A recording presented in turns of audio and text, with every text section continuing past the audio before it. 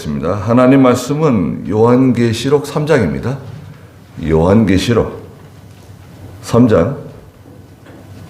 성경 맨 마지막에 있죠. 계시록 3장 1절부터 6절.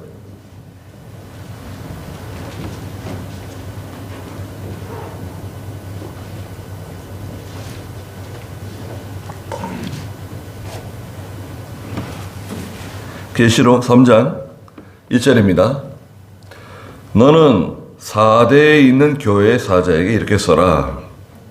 하나님의 일곱 영과 일곱 별을 가지신 분께서 이와 같이 말씀하신다. 내가 네 행위들을 알고 있으니 네가 살았다는 이름은 가졌으나 실상은 죽은 것이다. 너는 깨어 있어. 남아 있으나 죽게 된 것을 굳건하게 하여라. 이는 내 행위들이 나의 하나님 앞에서 온전하게 된 것을 찾지 못했기 때문이다. 그러므로 너는 어떻게 받았고 어떻게 들었는지 생각하여 지키고 회개하여라. 만일 네가 깨어있지 않으면 내가 도둑같이 올 것이니 어느 때 내게 올 것인지 내가 결코 알지 못할 것이다. 그러나 사대에 자기들의 옷을 더럽히지 않은 몇몇 이들이 있으니 그들은 흰 옷을 입고 나와 함께 다닐 것이니 이는 그들이 합당한 자들이기 때문이다. 이기는 자는 이와 같이 흰 옷을 입을 것이며 내가 그의 이름을 생명책에서 결코 지우지 않고 그의 이름을 내 아버지 앞과 그의 천사들 앞에서 시인하겠다. 귀 있는 자는 성령께서 교회들에게 하시는 말씀을 들어라. 그랬습니다. 네. 네, 오늘 계시록 3장 1절부터 6절의 말씀의 제목은 여러분 주보에도 있는 것처럼 살았다는 이름을 가졌으나 실상은 죽은 교회라고 불려진 4대 교회입니다. 4대 교회. 예, 소아시아 7교회가 이제 2장과 3장에 나와 있는데요. 계시록. 예, 에베소, 서머나, 버가모, 두아디라가 있고요. 2장이 끝나고 그 다음에 3장에 들어와서 4대 빌라델비아, 라오디게아 이 세 교회가 이어서 이제 등장합니다. 각 교회마다 예수님께서 나타나신 모양이 다 달라요. 예수님께서 에베소 교회 사자에게 나타나신 모습, 또 서머나 교회, 또 버가모 교회, 두아디라 교회 나타나신 모습이 다 다릅니다. 4대 교회에 예수님께서 나타나신 모습은 1절 한번 읽어주시겠어요? 너는 사대에 있는 교회의 사자에게 이렇게 써라. 하나님의 일곱 영과 일곱 별을 가지신 분께서 이와 같이 말씀하신다. 내가 네 행위들을 알고 있으니 네가 살아있다는 이름은 가졌으나 실상은 죽은 것이다. 네. 예, 1절에 엄청난 말씀을 하셨어요. 4대에 있는 교회의 사자에게 이렇게 써라. 사자. 예, 사자는 이제 대리자예요. 대리자. 예, 지금으로 말하면 이제 왕의 대신이죠. 대신. 왕권을 대리 행사하는 사자입니다. 하나님의 사자. 하나님의 사자. 하나님의 사자라고 하면은 멋있네요. 하나님의 전권 대리인. 예, 전권 대리인.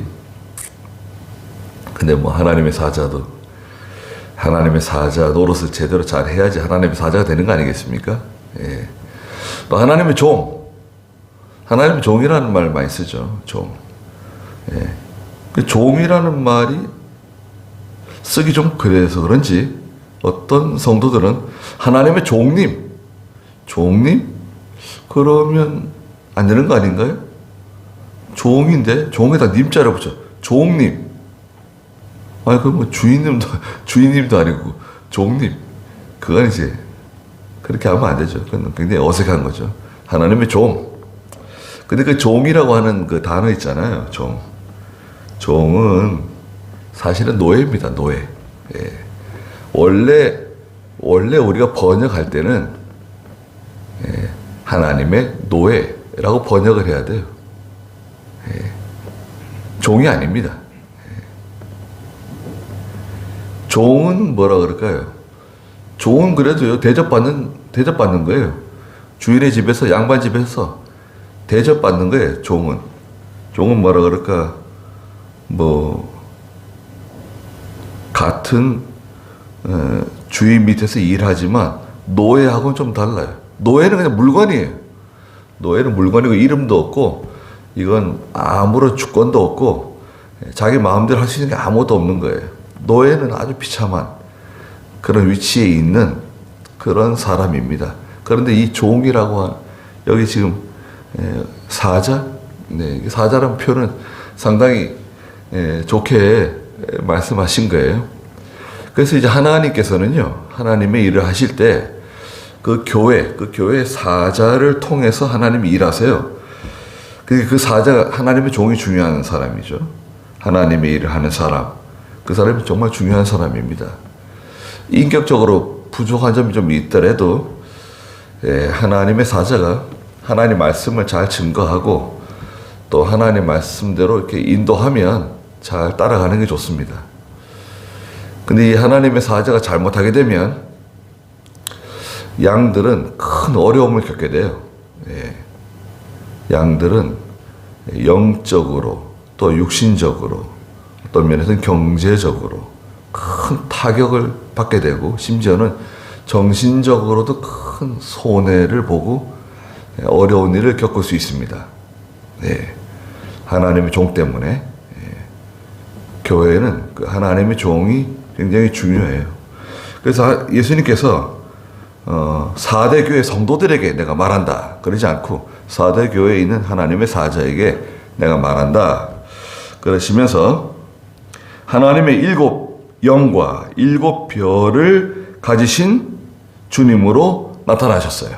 예수님께서 4대 교회에 찾아오셨는데 예수님의 모습은 7 영, 7 별을 가지신 주님으로 나타나셨어요. 7 영은 1장 4절에 답이 있어요. 1장 4절 한번 읽어보시겠어요? 요한은 아시아에 있는 7 교회에 편지를 쓴다. 지금도 계시고 전에도 계셨고 장차 오실 분과 그분의 보좌 앞에 있는 7 영과 그분의 보좌 앞에 있는 7 영이에요. 7이라고 하는 숫자는 하나님에게 속한 숫자예요. 7이라고 하는 숫자는 완전수예요. 그래서 완전하신 영, 성령을 가리켜요. 완전하시고 또 온전하신 모든 일을 완전하게 행하시는 성령의 어떤 성품, 하시는 일이 완전하시다. 이런 뜻을 가지고 있어요. 7 영은 성령. 그럼 7 별은 뭐냐? 7 별은 어떤 분은 천사라 그래요. 7 별을 천사다. 근데 그 1장 20절에 보면 별은 천사가 아니라 1장 20절 읽어주시겠어요? 네가 나의 오른손에서 본 7 별과 7 금초대의 비밀은 이러하니 7 별은 7 교회의 사자들이고 7 촛대는 7 교회이다 라고 하였다. 7 별은 7 교회의 사자들. 그래서 7 교회의 사자. 그래서 이 사자를 천사로 이해하시는 분도 있어요. 사자는 천사다. 하나님께서 부리시는 사자, 천사. 그런데 여하튼 여기서는 하나님의 종으로 이해하는 게 좋습니다. 그리고 별은 예수님께서 오른손으로 붙들고 계시는 하나님의 교회의 하나님의 종들을 가리킵니다. 그래서 4대 교회에 나타나신 예수님의 모습은 하나님의 7 영과 7 별을 가지시고 일하시는 분으로 나타나셨어요. 그 예수님께서 모든 일을 하실 때 여러분 예수님께서 모든 일을 행하실 때 성령과 하나님의 종들과 함께 일하세요. 네. 하나님의 천사들과 일하신다? 그것도 뭐 틀린 말이라고 할 수는 없을 것 같아요. 하나님의 천사들도 예수님을 수종들어서 하나님의 일을 해나가십니다. 말씀하시는데 내가 내 행위들을 알고 있으니 네가 살았다는 이름은 가졌으나 실상은 죽은 것이다 그랬습니다. 여기서 내가 내 행위들을 알고 있다. 근데 어떻게 알고 있냐면 예전부터 계속해서 지금까지 알고 있다는 거예요. 지금 현재 내가 너 알고 있어. 내가 너 오늘 아침에 뭐 했는지, 뭐 먹었는지, 어디 갔다 왔는지 알고 있어. 이런 그런 단편적인 지식이 아니라 이 알고 있다는 이 지식은 오래전부터 예전부터 지속적으로 지금까지 내가 너를 잘 알고 있다. 이런 뜻입니다. 네가 살았다고 하는 이름은 가지고 있지만 실제는 죽은 신앙을 가지고 있다는 것입니다. 영적으로 죽었다는 거예요. 내적으로. 외부적으로는 살아있는 것 같아요. 외부적으로는 뭐 예배라든지 모든 교회 행위, 어떤 형식이라든지 절차라든지 모든 외부적으로 드러나 있는 그 4대 교회의 모습은 살아있는 교회 같아요. 살아있는 교회고, 보수적인 교회고, 믿음 있는 교회고, 우리는 하나님의 뜻대로 살아가는 교회라고 스스로 자부할 수 있어요. 그런데 실제는 어떠냐? 실제는 죽어있는 교회다는 거예요. 영적 생명력을 상실한, 또 영적인 그 어떤 신앙의 정체성을 상실한 교회라는 거예요. 왜 그럴까? 왜 그런가 봤더니 두 가지를 책망하셨어요. 4대 교회는요, 칭찬을 받지 못했어요. 다른 교회들은 뭐 다 칭찬을 받은 게 있는데 4대 교회는 책망만 받았습니다. 뒤에 보면 4대의 4절에 보니까 자기 옷을 더럽히지 않은 몇몇 사람들이 있다고 말씀하시는데 이것은 칭찬이 아니라 옷을 더럽히지 않은 몇몇 성도들이 있다는 것을 인정해 주시는 말씀이에요. 칭찬이라고 보기 힘들어요. 왜 죽었는가? 어쩌다 죽게 되었는가? 2절 읽어보시겠어요? 너는 깨어있어 남아있으나 죽게 된 것을 굳건하게 하여라. 이는 내 행위들이 나의 하나님 앞에서 온전하게 된 것을 찾지 못했기 때문이다. 네, 실상은 죽었다. 왜냐하면 2절 마지막에 보니까 내 행위들이 나의 하나님 앞에서 온전하게 된 것을 찾지 못했기 때문이다. 믿음의 행위가 온전하지 못해요. 믿음의 행위가 온전하지 못하다는 거예요. 행위가. 믿음은 있어요. 잘 배웠어요. 성경도 잘 배웠고 전통적인 믿음도 가지고 있고 또 예배 형식이라든지 기도라든지 이런 거 다 잘해요. 그런데 그 행위죠, 행위가 하나님 앞에서 온전하지 못하다는 거예요. 왜 온전하지 못할까?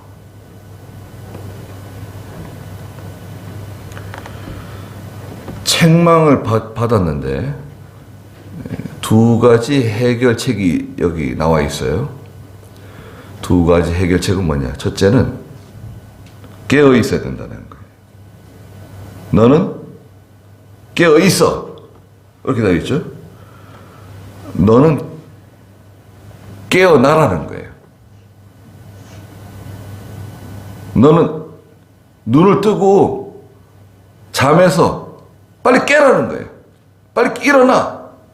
그 아이를 깨울 때 아이가 잘 안 일어나잖아요. 빨리 일어나. 저는 어렸을 때 이제 학교 가려면 심리길을 자전거 타고 가야 되는데 아침 학교에 몇 시까지 가야 되나요? 한 8시 40분? 8시 40분인가 45분까지는 학교에 가야 됐던 걸로 이제 기억이 나는데요. 그럼 집에서는 한 적어도 8시에 출발해야 돼요. 집에서 자전거에다가 가방을 묶어가지고 말이죠. 징징 묶어가지고. 근데 교복 세야 됩니다. 교복. 겨울 되면 까만 교복 입고 모자 쓰고, 예. 여기 배지 달고죠. 학교 배지 달고 여기 뭐 학년 배지 달고 그래가지고 이제 자전거 타고 갔잖아요. 근데 야 일어나라고 아버지가 몇 번 부르다가 갑자기 조용해집니다. 그걸 갑자기 그냥 빗자루 봉다리를 들고 와가지고 그냥 빨리 안 일어난다고 왜 빨리 안 일어나지 빨리 일어나지 않고 빗자루 봉다리 가지고 그냥 마구 때려줍니다. 네. 그 수수깡으로 만든 거 있잖아요. 그러면 기겁을 하고 일어나죠. 네. 그 씻고 그냥 이제 학교 가는 겁니다. 하나님께서 4대 교회에 주님께서 말씀하시는 게 깨어나라는 거예요. 정신을 차리라는 거죠. 일어나라는 거예요. 예. 왜 정신 차리지 않고 있느냐? 4대 교회는 4대 교회라고 하는 그 4대 교회가 있는 그 지역에 배경이 있어요. 이 4대 지역은 아주 풍요로운 지역입니다. 신앙생활하기 딱 좋아요. 아주 편안해요. 여기에 뭐 노동조합이 발달해가지고 성도들을 괴롭히는 지역도 아니고 또 이 지역은요, 이 물류가 아주 잘 발달된 곳입니다. 그리고 여기서 특별히 그 사금 있죠, 사금. 예, 사금이 굉장히 많이 채취되는 곳이에요. 그래가지고 금화 있잖아요, 금화. 금화라고 하는 것이 제일 인류 역사상 금화가 만들어진 최초의 장소가 바로 이 4대입니다. 금화. 그리고 우리가 4대는 잘 모르지만 여러분 어렸을 때 그 옛날 이야기 임금님기는 당나귀기다. 임금님기는 당나귀기다. 소리 지르잖아요. 임금님의 모자를 만들어줬는데 임금님의 모자를 만들어 가봤더니 아니 임금님 귀가 당나귀 귀처럼 커다랗단 말이죠. 그래서 모자를 만들어 드리고 나오는데 너 어디서 임금님 귀가 어떻다 말하면 넌 죽는다. 넌 말을 듣고 나와가지고 어디 말을 하긴 해야 되겠는데 예. 어디 가서 말을 해. 소리 질렀잖아요. 대나무 숲에 가서 임금님 귀는 당나귀라고. 그래서 대나무 숲에 들어가면 임금님 귀는 당나귀라는 소리가 들린다는 거 아니에요. 그 이야기가 만들어진 장소가 이 4대입니다. 네. 재밌죠? 4대. 교회는 물질적으로, 보세요. 교회는 물질적으로 풍요롭고, 성도들의 생활이 안정되어 있고, 살기 좋은 그런 장소였어요. 그런데 교회 옆에, 여러분, 4대 교회 옆에 바로 지금도 그 고고학적인 흔적이 있는데, 4대 교회 옆에 무슨 건물이 있었냐면요. 아르테미스라고 아데미 있죠. 아데미. 사도행전에 보면 위대하신 아데미여 소리 지르잖아요. 아르테미스 여신인데요. 풍요와 다산의 여신인데 이 아르테미스 신전이 거대한 신전, 아르테미스 신전치고는 제일 큰 신전이 이 4대에 있었어요. 예.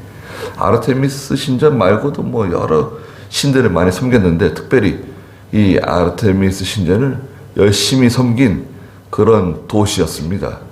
길이가 100m, 폭이 50m짜리 큰 그 신전이 지금도 그 터가 남아 있어요. 자, 그런 곳에서 이제 신앙생활을 하는 성도들이고 교회예요. 다 잠들었다는 거예요. 성도들이 깊이 잠들었어요. 하나님의 말씀에 대한 지식도 있고 믿음도 있지만 실천력, 순종하는 면에서 약해요. 죽은 것과 같아요. 여러분, 물고기가 살아있긴 한데 헤엄을 치지 않아요. 꼬리를 흔들리지 않아요. 그럼 물에 떠내려가겠죠, 물고기가. 이 세상의 물결을 헤엄치면서 거스러 올라가야 되는데 떠내려가는 거예요. 너무나 풍요롭고 너무나 안전하고 모든 것이 다 갖춰져 있으니까 성도들은 영적 생명력을 상실해버렸어요. 그러니까 죄를 이기지 못해요. 영적으로 죽었으니까 죄를 이기지 못해. 그리고 말씀을 순종하지 못해요. 여전히 죄 가운데 있고 여전히 약하고 너무나 약해요. 깨어나야 됩니다. 깨어나라! 깨어나지 않으면 안 된다. 성도들에게. 정신을 바짝 차리고 일어나라는 거예요. 빨리 일어나야지. 신앙에 잠들어 있고 너무나 나약하고 실천력이 없는 거예요. 실행력이 없어요. 해야 되는데 그러고만 있어요. 두 번째, 어떻게 되느냐. 남아있지만 거의 죽게 된 것을 굳건하게 하여라. 불씨가 그러면 거의 꺼져가는 거예요. 바람 앞에 등불처럼 간들간들 언제 꺼질지 모르는 아주 그냥 너무나 연약한 상태. 빛은 있는데 빛이 있어요. 예수 믿으니까 하나님 섬기는 빛은 있는데 그 빛이 너무나 가늘어요. 흑암은 막 온통 흑암인데 빛은 가느다랗게 빛이 이제 내려오는 거예요. 빛이 약해요. 야, 이게 빛이 언제 소멸될지 모르는 너무나 연약한 상태에 있는 4대 교회예요. 너무나 급해. 너무나 급하고 너무나 지금 위험한 가운데 있어요. 교회가. 큰일이에요. 오늘날 저희 교회 또 우리 자신이 4대 교회와 같이 영적으로는 잠들어 있고 능력이 있지만 능력이 없는 것과 같은, 마치 죽은 것과 같은, 실행력이 없는, 순종하지 않는 그런 교회. 순종을 해야 되는데요, 여러분. 순종이 생명입니다, 성도에게. 예? 순종이 성도에게 생명이에요, 생명. 순종하지 않으면 그 생명력이 없는 거예요. 살아있다고 할 수가 없어요. 예수 오래 믿으면 뭐하나요? 순종하지 않는데 아무짝에 소용이 없어요. 하나님 인정 안 해요. 책망하셨잖아요.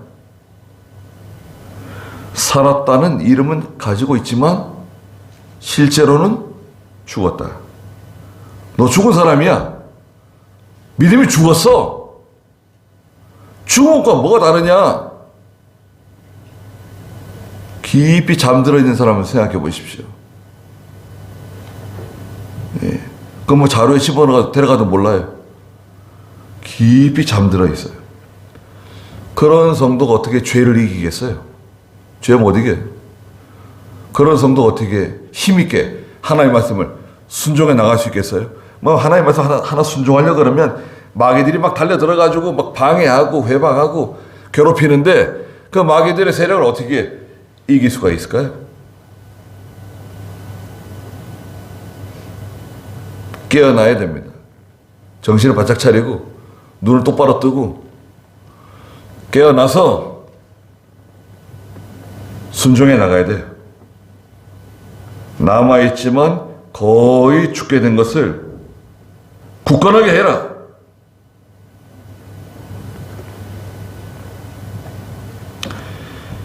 그들이 내 행위들이 나의 하나님 앞에서 온전하게 된 것을 찾지 못했기 때문이다.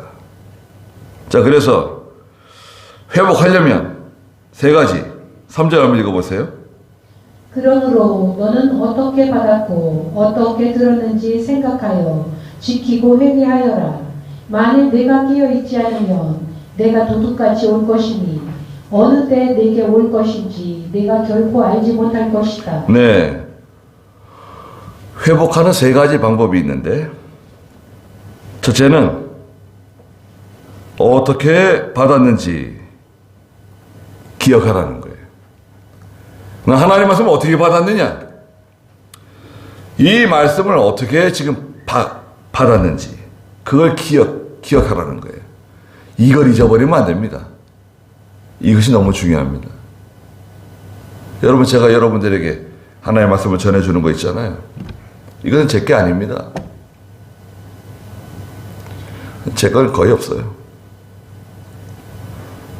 저는 선생님 이병규 목사님께 받았습니다. 이병규 목사님은 김현봉 목사님, 김현봉 목사님, 또 김의용 목사님, 여러 훌륭한 목사님들, 또 그 위에 이기선 목사님, 우리 한국교회 전 순교자적인 반열에 있는 그러한 목사님들에게 배운 그런 전통적인 신앙입니다. 여러분, 지금 제가 여러분들에게 말씀드리는 이것은 제 게 아니에요. 그리고 이기선 목사님은 또 한국교회 온 그 선교사들, 자, 미국의 가장 보수적인 그런 신학을 가지고 와서 성경을 가르쳐 준 참 순교를 각오하고 오신 그런 참 그 믿음 있는 선교사들을 통해서 하나님의 말씀을 배우셨습니다. 또 그 선교사들은 중세 우리 믿음의 선배들 칼빈이라든지 루터라든지 저빙글이라든지 이런 참 위대한 하나님의 종들을 통해서 배웠습니다. 마틴 루터는 종교개혁자죠. 루터는 교부의 제자예요. 교부의 제자. 여러분, 교부는요, 예수님의 12 제자들의 제자를 교부라 그래요. 예수님의 12 제자가 있는데 그분들의 제자들, 이 교부, 그 교부의 제자 가운데 루터가 있어요. 루터 위에는 교부들이에요. 교부들이 쭉 있습니다. 교부들. 베드로의 제자들, 야고보의 제자, 다 그 제자들이잖아요. 그 교부들 위에는 누가 있습니까? 예수님 12 제자들. 12 제자들 위에 누가 있습니까? 예수님. 그러니까 이거는요, 요 라인을 정통이라 그러는 거예요. 정통이고 보수라 그러는 겁니다. 정통 보수가 아무 데나 갖다 붙이는 게 아니에요. 정통 보수라고 하는 게 지금 이 라인이에요. 지금 제가 말씀드린 라인이 있잖아요. 이 계통을 신학적으로 한국교회에서 정통이고 보수라고 하는 걸 붙여주는 거예요. 어떻게 받았는지 기억을 해야 된다. 너희 선조들이, 너희 선배들이 이 말씀을 지키고 이 말씀을 어떻게 가르치고 이 말씀을 지키기 위해서 생명 내걸고 순교당하고 매맞고 감옥에 갇히고 재산 빼앗기고 그걸 잊어서는 안 된다는 거예요. 기억해라. 그리고 어떻게 들었느냐, 말씀을 어떻게 들었는지 생각해 보라는 겁니다. 잘 생각해라. 이 생각한다고 하는 이 단어가 생각만 한다는 게 아니라 기억한다는 뜻도 있습니다. 어떻게 들었는가. 여러분 지금 이렇게 매주일 또 우리가 수요일마다 새벽마다 듣는 말씀이 그냥 들려지는 말씀이 아닙니다. 예. 정말 귀한 말씀드립니다. 제가 부족해서 그렇지, 제가 너무 부족해서 그렇지, 저희 말씀은 참 귀한 말씀입니다. 네. 어떻게 받았는지, 어떻게 들었는지 잘 생각하고 기억해야 됩니다. 두 번째는 어떻게 되느냐? 이 말씀을 지키라는 거예요. 지켜라. 말씀 지키지 않으면 안 돼요. 여러분. 하나님 명령을 순종해야 돼요. 아이, 하나님 명령 순종. 아니, 내 주변에 다 예수 믿는 사람들, 교회 다니는 사람 많은데, 그 사람들 먹을 거 다 먹고, 마실 거 다 마시고, 자기 마음대로 신앙생활해도 아무 문제 없는데, 왜 우리만 꼭 그렇게 말씀 순종해야 되고, 믿음을 지켜야 되고, 주의를 지켜야 되고, 12조 생활을 해야 되고, 양심을 쓰고, 아휴, 그렇게 안 하면 안 되나? 그렇게 안 하면 안 됩니다. 믿음으로 하지 않는, 순종하지 않는 사람들을 기준으로 삼지 마세요. 여러분, 우리 주변에 있는 소위 교회 다닌다고 하는 성도들 가운데 믿음으로 하지 않는 그런 분들을 기준으로 삼지 마세요. 그분들이 우리 기준이 아니에요. 표준이 아니에요. 우리는 성경 말씀이 기준입니다. 하나님 말씀이 표준이에요. 여기에다 딱 못을 박아야 돼요. 하나님 말씀대로 한다. 난 누가 뭐라 그래도 난 하나님 말씀대로 한다. 주일 지키고 12조 생활하고 신앙 양심 쓰고 우상 숭배하지 않고 음행하지 아니하고 아무리 좋은 게 있어도 하나님 먹지 말라고 하는 안 먹는 거예요. 먹으면 안 되는 거 아닙니까? 예수 믿는 사람들이 술 막 마시고 말이죠. 너희 몸은 너희 것이 아니라 하나님의 성전이다. 너희 몸, 성령께서 너희 속에 계시는데, 거하시는데, 너희 몸은 하나님의 성전이니까 몸을 더럽히지 말라고 그러시는데도 술 먹고 담배 피우고 음행하고 세상 일에 전적 투신해가지고 기도할 시간도 없고 예배드릴 시간도 없고 몸은 지쳐가지고 피곤해서 제대로 깨어있지도 못하고 간신히 주일날 예배 시간 1시간 참여하고 그게 뭐예요?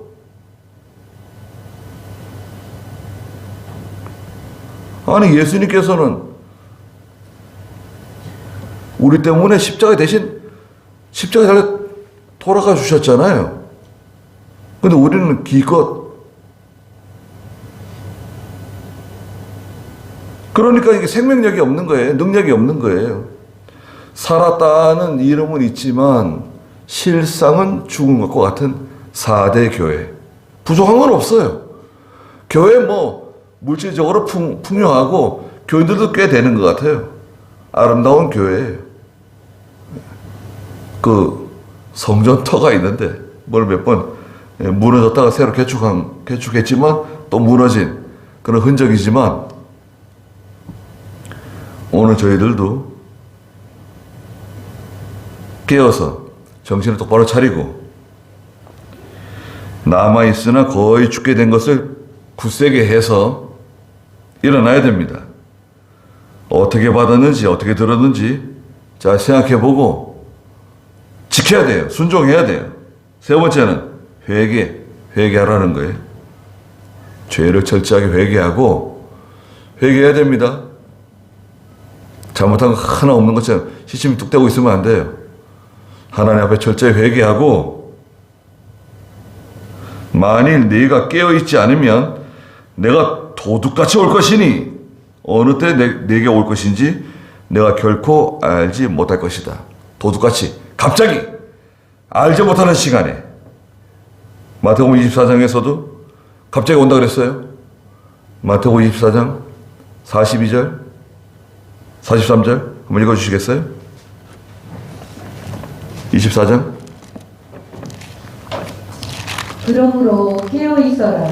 너희는 너희 주께서 어느 날에 오실지 알지 못하기 때문이다. 너희가 이것을 명심하여라.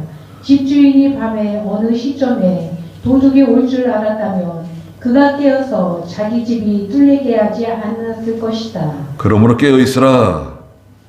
너희는 너희 주께서 어느 날에 오실지 알지 못하기 때문이다. 예. 주님께서 언제 오실지 우리는 알지 못합니다. 그러나 갑자기 생각지 않은 시간에 갑자기 오실 거라 그랬어요. 그리고 주께서 오신다. 여기에는 개인의 종말도 포함되어 있어요. 개인의 종말. 내가 언제 세상 떠나서 예수님 앞에 설지 모르거든요. 여러분, 젊은 사람이라 그래가지고 뭐 오랫동안 살다 가는 게 아니에요. 갑자기 부르실 수 있어요. 자다가 또 차를 타고 가고 있는데 갑자기 무슨 일이 되겠지 몰라요. 갑자기 벌어지는 일 많잖아요. 잘 준비가 돼 있나요? 나는 언제든지 예수님 앞에 가서 설 수 있어. 예수님이 언제 부르실 때라도 나는 당당하게 예수님 앞에 나갈 수 있어. 그럴 수가 있어요, 우리가? 너 뭐 하다 왔냐? 얼마나 믿음으로 살았냐? 물어보시면, 야, 이거 참. 예수님, 제가 말이죠. 제가 믿음으로 열심히 살긴 했는데, 뭐 하다가, 일주일 내내 제대로 기도 한 번 하지 못하고, 일주일 내내 세상에서 뭐 그냥 먹고 마시고 살아가는데, 세상 살이 하는데 그냥 바빠서, 하나님 주신 시간 다 쓰고, 힘을 다 쓰고 주일날 간신히 어떻게 죄를 이길 수 있어요? 어떻게 하나님께서 내게 주신 명령을 따라서 순종하면서 살아갈 수 있을까요? 내 주변에 있는 교회 다니는 사람들, 내 주변에서 예수 믿는 사람들, 그분들을 기준으로 삼지 마세요. 그분들이 기준이 아니에요.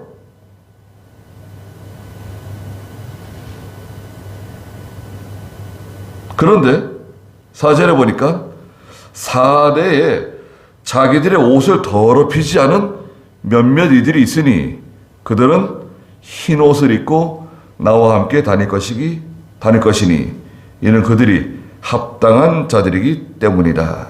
그랬습니다. 그들은 흰 옷을 입고 나와 함께 다닐 것이다. 4대의 몇몇 성도들이 믿음을 지키는 인정받는 믿음을 가지고 있는 합당한 자들이라는 거예요. 합당한 자들이라고 하는 이 뜻은 인정받는 믿음이라는 뜻을 가지고 있어요. 디모데후서 2장 15절에 보면 인정받는 사람이 되라는 거예요. 하나님께 인정받는 사람. 사람에게 인정받는 사람? 그게 아니고요. 하나님께 인정받는 사람. 디모데후서 2장 15절 읽어보세요. 너는 진리의 말씀을 옳게 분별하며 하나님께 부끄러울 것이 없는 일꾼으로 인정받아 자신을 하나님께 드리도록 힘써라. 너는 진리의 말씀을 옳게 분별하며 하나님께 부끄러울 것이 없는 일꾼으로 인정받아라. 그리고 자신을 하나님께 드리도록 힘써라. 부끄러울 것이 없는 하나님의 종으로 인정받아라. 하나님의 사람으로 인정받아라. 사람에게 인정받는 거 아니에요.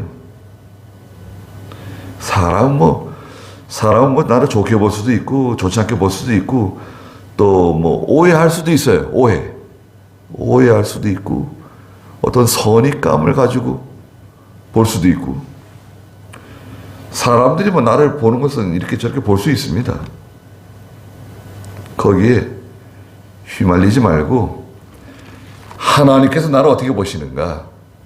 하나님께 인정받는 사람이 되라. 그런 성도들이 있다는 거예요. 4대 교회 안에 몇몇 성도들이 자기의 옷을 더럽히지 않은, 그래서 내가 그들에게 흰 옷을 입혀주겠다. 흰 옷은 계시록 19장 8절에 성도들의 거룩한 행실이라 그랬어요. 거룩한 행실. 19장 8절 읽어보세요.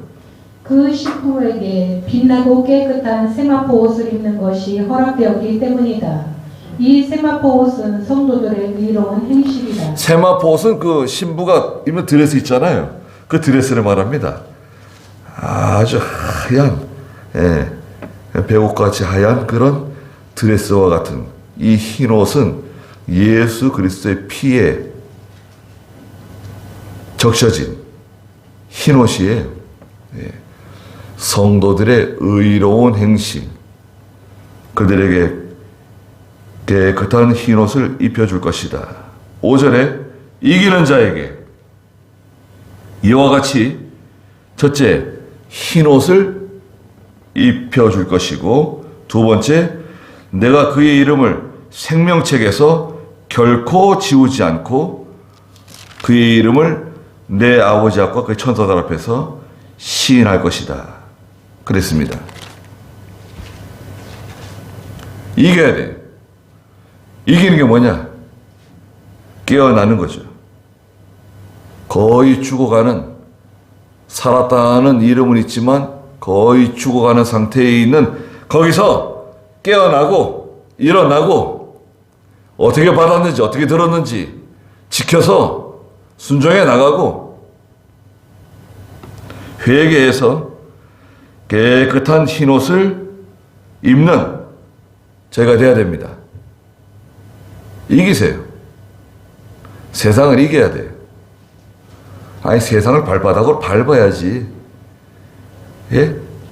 여러분, 세상을 발로 밟아야죠. 뱀 대가리를 발로 밟아야지. 맨날 나가가지고 뱀에게 물리고 그냥 뱀에게 찢기고 뱀에게 속아 넘어가고 그럼 되겠어요? 믿는 성도가? 세상에 나가면 다 뱀들 천재들인데 그냥 맨날 뱀에게 물려가지고 오고 독이 잔뜩 올라가지고 올라오고 거의 죽어가는 상태로 뱀에게 속고 하와처럼 농락당하고. 뱀을 발로 밟으세요. 대가리를 그냥 발로 밟으라고요. 뱀을. 마귀를 이기시라고요.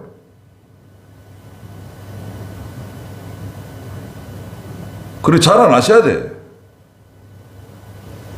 그 자리에 가만히 있을 생각하고 있으면 안 돼요. 자라나세요. 아니, 하나님이 기뻐하시는 길이 있는데 하나님이 기뻐하는 길로 나가면 될 거 아니에요. 뭐가 두려우세요? 그리고 반면에 버릴 건 버려야 돼. 하나님이 기뻐하지 않는 거.